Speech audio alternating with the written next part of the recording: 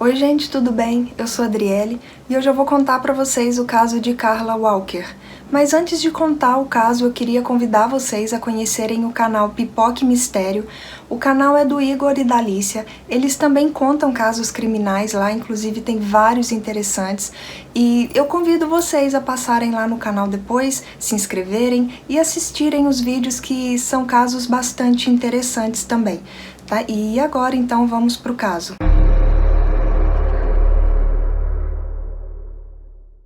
Karla Jean Walker nasceu no dia 31 de janeiro de 1957 no condado de Tarrant, no Texas. Ela era filha de Leytown Neil Walker e Doris Lindley Walker. Ela tinha um irmão e uma irmã. A Karla era líder de torcida na escola. Ela era muito popular, uma pessoa muito doce e fácil de conversar. Por isso, ela tinha vários amigos. Na sua adolescência, a Karla teve alguns namorados. Mas o seu primeiro amor verdadeiro foi um jovem de nome Rodney McCoy. Eles namoraram cerca de um ano. O Rodney era veterano na escola onde eles estudavam. Ele era um ano mais velho que a Karla. O Rodney era jogador de futebol americano na escola onde eles estudavam. Como a Karla era líder de torcida, eles acabaram ficando um pouco próximos até irem se conhecendo um pouco melhor, até que esse amor acabou acontecendo. Para as pessoas ali que conheciam eles, né, as pessoas ao redor, o casal era muito feliz e se gostavam bastante. Inclusive, para os pais da Karla, o Rodney era como um outro filho. Apesar deles serem bem jovens, a Karla na época tinha 17 anos e o Rodney tinha 18 anos, eles planejavam um futuro juntos. Eles planejavam ir para a mesma faculdade e mudar de cidade juntos. No dia 16 de fevereiro de 1974, a Karla e o seu namorado vão até um baile de Dia dos Namorados. Eles estavam muito felizes, muito animados para esse baile e dançaram bastante e se divertiram bastante lá. Depois de curtirem um pouco esse baile, o casal decide ir embora, sair ali um pouco mais cedo do baile. Eles queriam passar um tempo a sós, juntos, antes de cada um ir para sua casa. Eles acabam indo a uma pista de boliche bem ao lado da onde o baile estava acontecendo. Em um certo momento, eles vão para o banheiro e depois eles vão para o carro que o Rodney tinha pegado emprestado com a mãe dele para eles irem ao baile. Chegando ali no carro, a Karla se encosta na porta do passageiro da frente do carro, ela e o Rodney se abraçam e eles começam ali a namorar. De repente, chega um homem e tenta abrir a porta da frente com muita força, a porta do carro. Nesse momento o carro ele meio que balança e a Karla cai no chão. O Rodney se abaixa para tentar ajudar ela a levantar, só que nesse momento ele é atacado por esse homem que tentou abrir a porta do carro. Ele leva vários golpes na cabeça. E mesmo muito machucado, o Rodney tenta se levantar e defender-se, né? E defender também a namorada, defender a Karla. Mas esse homem, infelizmente, ele não para de bater no Rodney. Chega um momento que ele coloca uma arma na boca do Rodney e dá vários disparos. Felizmente, essa arma não estava carregada, mas como ele já tinha levado vários golpes na cabeça, ele acaba ficando inconsciente ali no chão. Quando o Rodney retoma a consciência, no que ele olha para os lados, assim, no que ele olha no carro, ele não consegue ver a Karla havia desaparecido. Esse homem que havia atacado eles havia raptado a Karla. Assim que o Rodney se recompõe, ele vai dirigindo até a casa da Karla para contar o que tinha acontecido com eles.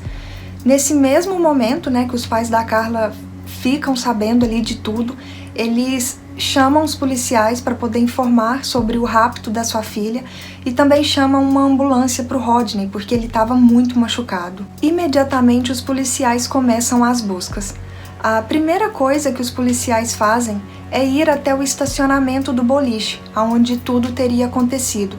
Eles queriam ver se tinha ali alguma prova, alguma pista de quem teria raptado a Karla. Mas a única coisa que eles encontram ali são alguns cartuchos. Depois que o Rodney recebe alta do hospital, ele volta para sua casa. Só que ele tá com a cabeça muito mexida e com muito medo. Ele tinha muito medo dessa pessoa que havia raptado a Carla voltar para poder fazer algum mal com ele, porque ele teria visto o rosto dessa pessoa e ele poderia passar descrições para os policiais. Porém, por causa da situação que tudo aconteceu, do Rodney ter levado vários golpes na cabeça e dele ainda estar bastante abalado com tudo que tinha acontecido, ele, ao passar as descrições desse homem para os policiais, ele é bastante vago. Ele apenas diz que esse homem era branco e tinha cerca de 1,80 m de altura. O FBI também foi chamado para ajudar.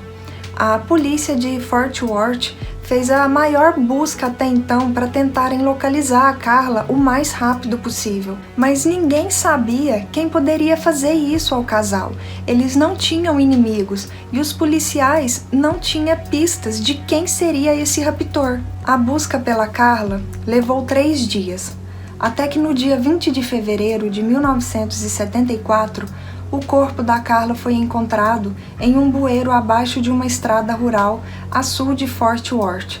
Suas roupas haviam sido rasgadas, ela havia sido espancada e abusada sexualmente, e a causa da morte teria sido estrangulamento.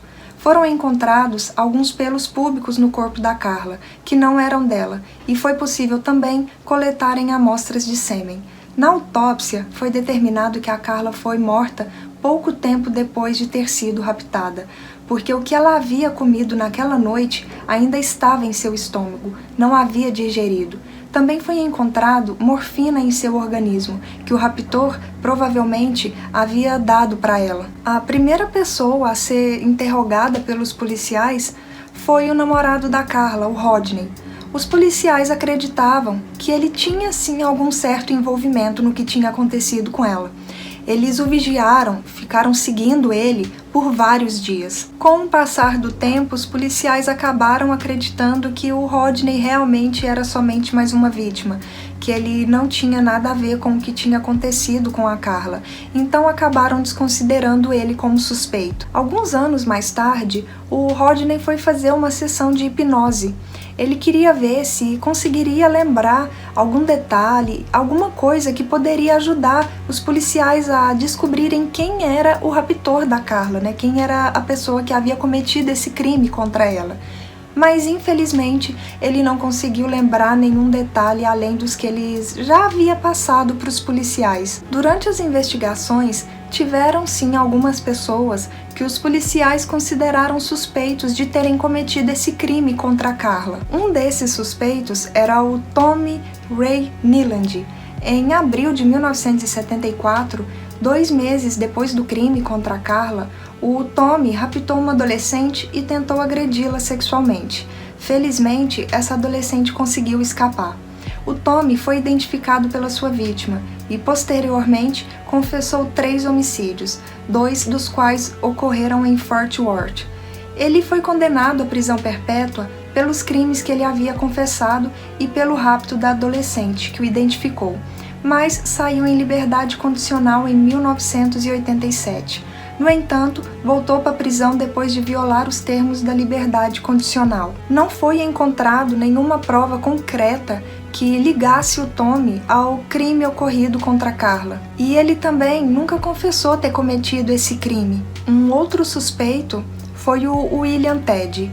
Ele era um ladrão conhecido pelos policiais. Em 1975, os policiais receberam uma ligação dizendo que um homem havia roubado uma pessoa que tinha acabado de sacar um valor muito alto em dinheiro. Quando as testemunhas descreveram essa pessoa para os policiais, eles logo pensaram que esse homem poderia ser o William. Bom, por causa dessa suspeita, os policiais vão até a casa do William.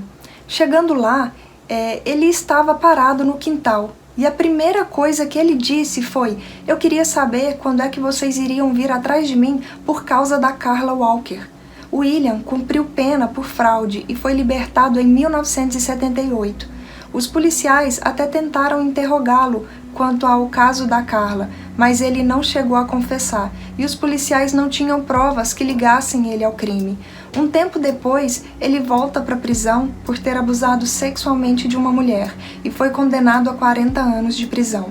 Ele ficou nessa de sair e voltar da prisão por um bom tempo, sempre por agressão sexual e roubo. Na época, o teste de DNA não era como é hoje.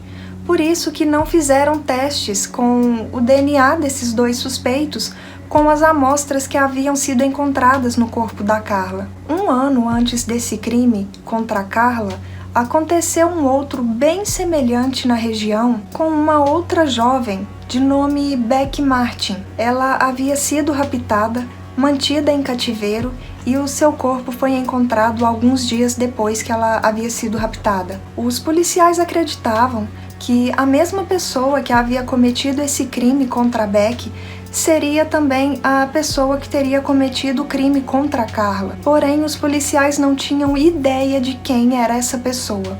No caso da Carla, os policiais também não conseguiram nenhuma evidência que pudesse levar eles até o criminoso. No final dos anos 70, um homem de nome Jimmy Jean Sasser confessou o crime contra a Carla. Porém, pouco tempo depois, as acusações contra ele foram retiradas porque ele se retratou. Ele disse que tudo que ele havia falado para os policiais ele havia inventado. Não se sabe por que ele teria falado isso, por que ele teria confessado esse crime, porque ele teria inventado essas coisas para os policiais, e ele nem chegou a ser punido por essa falsa confissão. O tempo foi passando e o caso foi ficando frio. Se passaram cerca de 45 anos, até que em março de 2019, o caso da Carla ganhou destaque novamente. Depois que os policiais descobriram uma carta relacionada com o crime que havia acontecido contra a Carla e a publicaram na internet. Essa carta havia sido endereçada ao detetive Oliver Ball. Ele era o detetive que estava na frente do caso da Carla na época. Infelizmente, ele havia falecido antes de divulgar essa carta ao público ou fazer qualquer investigação com ela. Como o Oliver não conseguiu, falar para ninguém que ele havia recebido essa carta, ela ficou guardada por vários e vários anos nos arquivos da polícia. Nessa carta, tinha uma parte que os policiais não divulgaram na internet, os policiais meio que cobriram essa parte. Nessa parte, que os policiais cobriram, tinha o nome de um suspeito. Os policiais já tinham investigado ele e não tinham conseguido nenhuma prova concreta que ligasse ele ao crime contra a Carla. Por isso, eles divulgaram a carta tampando o nome dele. Nessa carta tinha esse pedaço, que os policiais tamparam, e do lado estava escrito: matou a Carla em Benbrook. Apenas em setembro de 2020, no ano passado, cerca de 63 anos após esse crime, as autoridades anunciaram ao público que o caso Carla Walker havia sido solucionado. Glenn Samuel McCurley, com 77 anos, foi preso acusado de homicídio porque o DNA dele havia batido com o DNA encontrado no corpo da Carla em testes realizados recentemente. Para chegarem ao Glenn, tiveram que utilizar a árvore genealógica. O DNA encontrado no corpo da Carla havia combinado com os 3 irmãos dele. Os policiais foram até o Glenn para pedirem que fizesse o teste, mas ele recusou. Os policiais desconfiados pegaram alguns itens do lixo dele e conseguiram fazer o teste. Assim, foi feita a confirmação de que ele teria cometido esse crime contra a Carla. Na época que esse crime aconteceu, o Glenn morava em Fort Worth. Ele não conhecia a Carla. Esse crime não havia sido planejado. Foi algo aleatório. A Carla e o Rodney simplesmente estavam no lugar errado e na hora errada. Os policiais acreditam que o Glenn tem envolvimento com outros crimes que aconteceram na região na época, mas infelizmente nenhuma confirmação foi feita. O Glenn foi uma pessoa de interesse dos policiais no início das investigações, porque uma das poucas provas nesse caso ligava ele à cena do crime. As cápsulas da arma que haviam sido encontradas no local do crime elas vinham de uma arma que estava registrada no nome do Glenn. Na época, ele foi interrogado pelos policiais e ele disse para eles que essa arma dele havia sido roubada já tinha um tempo. Ele acabou negando qualquer envolvimento dele nesse crime. Os policiais acreditaram e não o investigaram mais. Hoje, o Glenn está na prisão do condado de Tarrant, no Texas, com uma fiança estipulada em $100 mil.